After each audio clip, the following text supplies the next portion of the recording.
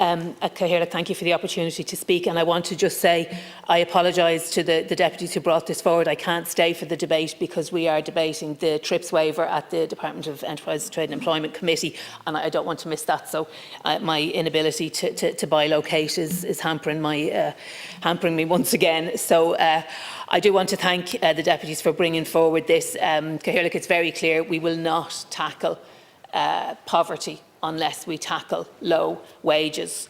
And if we don't, I'm reminded of, and I welcome my colleague David Joyce to the gallery, but I'm reminded of my former colleague, her words, who's now the President of the ICTU, when she spoke about a threshold of decency, that as a society there must be a threshold of decency below which we will not go, and I suppose the living wage represents that threshold of decency.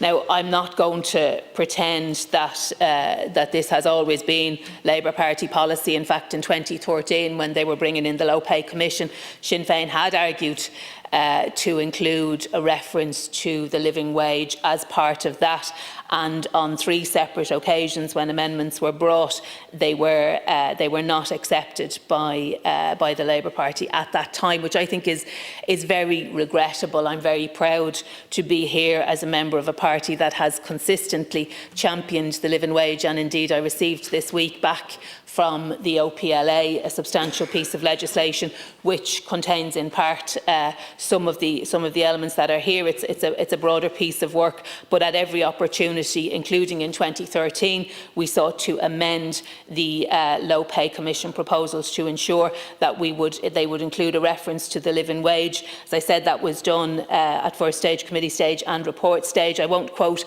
all of what was said at the time, but I will say the response was that the Sinn Féin amendment seeks to have the Low Pay Commission, in addition to its obligations, issue an annual recommendation on the national minimum hourly rate of pay, to be required to make an annual recommendation to the Minister on a living wage.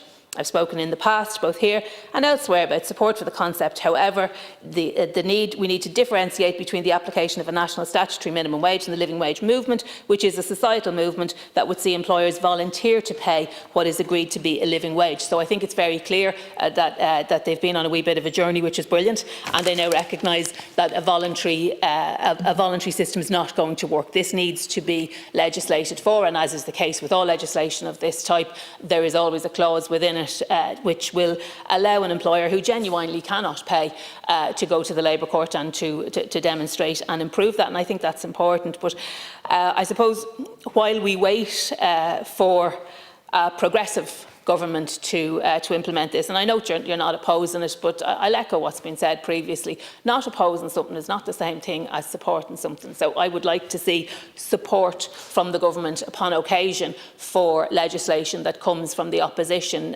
You say that you don't oppose it. You could support it, which would be a much more positive way to frame it. And as I've said, I'm very proud to be a party of the living wage. In 2013, we sought to amend what the Labour Party were doing. In 2019, we brought in a motion on the living wage. In 2020, we have raised this again, 2021 and 22. And as I've said, my own legislation will be moved very shortly. In the meantime, though, and while we wait for a progressive government which will actually make a difference in the lives of workers and families, I would encourage any person watching this debate to join their trade union, to find out what union is appropriate to their workplace, to join that trade union and to bargain at the level of their workplace for a living wage, because it does represent, as I have said, a threshold of decency below which we should not allow ourselves to go. All over the state, trade unions are bargaining and they are winning pay rises. They are winning pay rises at the level of the workplace, and they are doing that by collective action. They're doing that despite a failure to legislate for collective bargaining, but we can discuss that another day.